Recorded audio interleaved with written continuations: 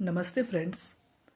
आपके basic maths के एक कॉन्सेप्ट को यहाँ यूज़ करके क्वेश्चन फ्रेम किया गया है।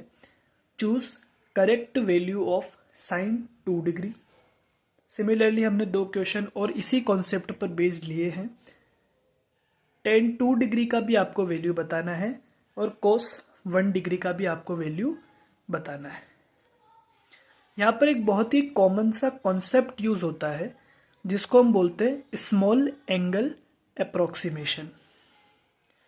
स्मॉल एंगल अप्रोक्सीमेशन आपको तब यूज करना है जब दिया गया एंगल लेस देन 5 डिग्री हो। लेस देन 5 डिग्री पर ही आपको स्मॉल एंगल अप्रोक्सीमेशन यूज करना है। अब उस स्मॉल एंगल अप्रोक्सीमेशन में क्या है उसको हम ध्यान से समझने की जरूरत है। जब भी साइन और टेन के केस में sine small angle approximation, small angle approximation में साइन थीटा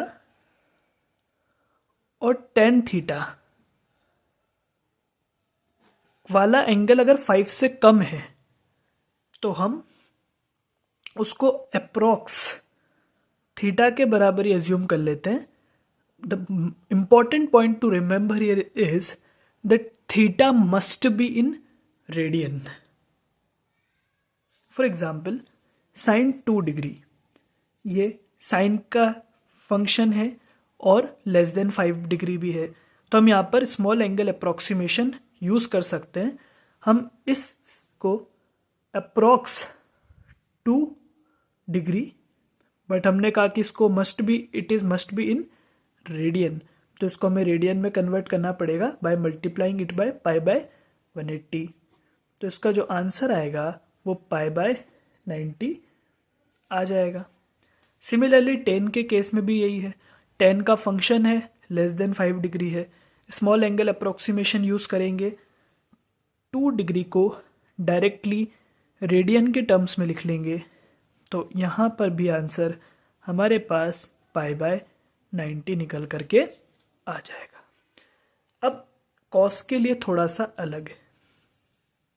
जब भी कॉस का फंक्शन होता है, लेस देन 5 डिग्री एंगल है, तो यहाँ पर इसका अप्रोक्सीमेशन 1 से किया जाता है। बिकॉज जो छोटा है इसलिए कॉस 0 डिग्री की वैल्यू 1 होती है, तो हम उसके निकट जा रहे हैं, उसके नज़दीक जाते हुए इसको 1 कंसिडर कर लेते हैं। तो इसका डायरेक्टली आप आंसर 1 लिख सकते हैं कॉस के फंक्शन में यदि एंगल 5 डिग्री से कम हो। This is complete small angle approximation. Sine theta tan theta का फंक्शन है, लेस देन 5 डिग्री एंगल है, तो आप डायरेक्टली उसको थीटा के टर्म्स में लिख दीजिए, बट याद रहे theta must be in radian, और कॉस का है लेस देन 5 डिग्री है, तो उसकी डायरेक्ट वैल्यू हम याद रख सकते हैं 1 ही आएगी। Thank you.